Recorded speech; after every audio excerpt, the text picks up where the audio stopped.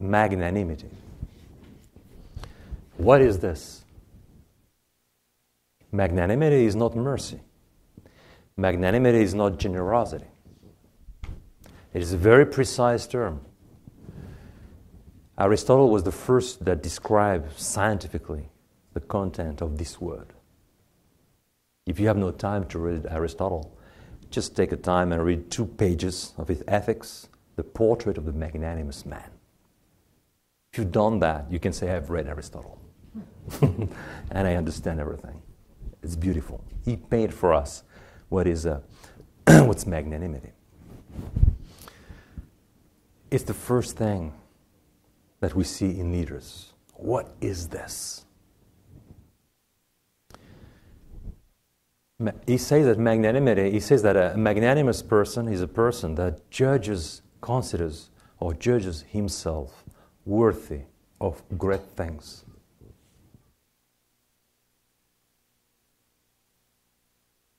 For him, magnanimity has to do with worthiness and dignity. It's a vision of self. It's a vision of greatness. It is a vision of the exalted vocation of the human being. It is a sense of man or woman. It's a sense of self. Understanding that you are not just a vegetable. You are not just an animal. You have a spirit. You are much more than this. It is the striving of the spirit, of the will, of the heart towards great things. The striving of the spirit, the will, the mind, the heart towards great things. And this is the first thing that we see in real leaders. It is a specificity of leadership. It's a vision of self and a vision of the others. A new dimension of what a human being is and what a human being is called to do in life. It has to do with a sense of mission. It has to do with a sense of vocation in life. It has to do with the capacity to set to yourself very high goals and to set to the whole others also very high goals in life.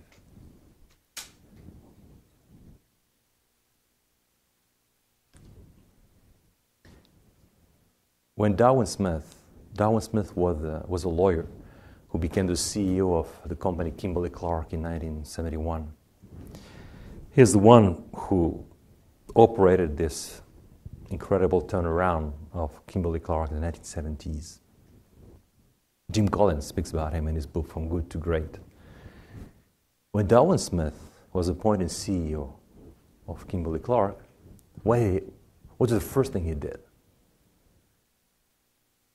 He looked at the people around and he said, well, we have a company that has 100 years of history. We've been producing coated paper for 100 years. We're a good company. But I look at people around and I have the impression that we are all functionaries here. Functionaries. We have a kind of monopoly of coated paper. There is no competition.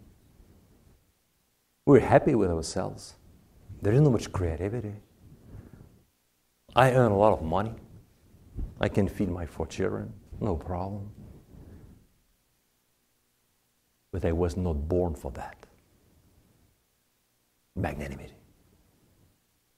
I was not born for that. A vision of self. A vision that you're not a functionary. A vision that money is something important, but it's not everything. It's an Aristotelian, I would say, view of life. Understanding that I have to develop, I have to transform myself, and I have to help my people transforming themselves. We have to look for greatness or die.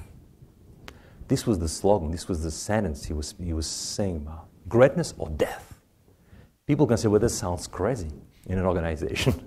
Greatness or death. We're sitting here in chairs, we're functionaries, we've got our money, our company is moving forward. What do you want? What else do you want? We're in business. We make money. We're no good. We are no bad. We're good. But this is management. This is not leadership. Management is about how to get things done. Leadership is about how do you achieve greatness. And by achieving greatness, making incredible things done. Not just things done, but incredible things done. So he had a vision of himself, he had a vision of his people, and he understood. We cannot stay like this because the aim of life is not just to earn money. It's not just to survive as an organization. Our aim as human beings who wants to be magnanimous is to achieve greatness, personal greatness, and organizational greatness. And money, of course, in business we need money. I mean, we need to have money because we're in business. But profit is not the aim of business. These people enter business not to make profit. These people that are magnanimous enter business in order to achieve personal and organizational greatness. This is leadership. And they make a lot of money. And they make a lot of money. Because greatness brings money. He convinces people that this was the way to go, to sell everything, to sell 100 years of corporate history, and to invest that money in a new business, in the consumer paper industry, where we have big competitors, 3M, Procter & Gamble. They will oblige us to achieve this greatness we're dreaming about. So he made that decision. The majority of his managers agreed. He had, of course, to fire a certain amount of people who probably they didn't fire them, they just laughed. They thought he was crazy. Magnanimity is always interpreted by the small-minded people as craziness. Don't be afraid sometimes if you think you are doing something magnanimous, that your heart, your will tells you do that. It's big, it's beautiful. And people around tells you crazy. They will tell you you're crazy. Very often you're not crazy, it's just magnanimity. But it doesn't enter their heart, it doesn't enter their mind. They see craziness where there is magnanimity. But magnanimity is not craziness. Prudence is the virtue that directs all the virtues. In magnanimity there is prudence. There is practical wisdom. But there is a vision of what a human being is. You can make a lot of prudent decisions in your life that are not magnanimous at all. In a given situation, what will be the leadership decision? In a given situation, the leadership decision is the magnanimous decision, not any kind of decision, of prudent decision. Smith, he was a prudent leader. He could have said, okay guys, 100 years of corporate history, we're doing well. Let's go on with that. Why would we change anything? And we would have to tell him, that's prudent.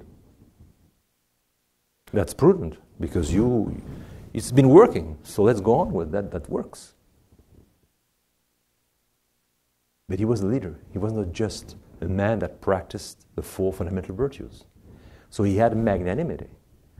And then he understood that the only decision that can be taken by a leadership now is a magnanimous decision. A decision that is going to make a difference. It's going to change something important in our lives and the life of others. Darwin Smith was criticized by people. He was criticized by Forbes. He was criticized by Wall Street Journal, Financial Times. They accused him of being an idiot. But in the end of the day, he won the battle. After 3 years, the results of his company were better than the results of 3M, Procter & Gamble. We know the story. Forbes apologized. We didn't know who you were. Why? Because the media have no idea about what leadership is about. The media, they speak of leaders as bosses. To be a boss is not to be a leader. Leadership is not a position in life. Leadership is a way of being. It's a way of practicing the virtues. It's who you are. It's a real ideal of life. It's not just the position. I don't like even the expression leadership position. What does this really mean? In many organizations, when you look at people, we say, well, the leaders are not at the top. They are somewhere else. Often, of course, it happens that the leader is at the top. But very often we see bosses at the top. And we see leaders all in other places. Because leadership is not the formal power. It is the informal power that you have that comes from character. It's not what's written in your visit card. What's written in your visit card is your position inside the organization. But this tells us nothing in terms of leadership. It tells us nothing in terms of the virtues you practice. It says a little bit, it says nothing about your magnanimity, the level of your magnanimity. And we have a lot of people who practice those virtues, especially magnanimity, and they are not yet, or they are not, they will never become, will not be at the top of organizations. So, this is important. The media speaks about our leaders very often when they have in mind our bosses. It's not the same thing. A leadership is a moral activity. You understand? It's a position.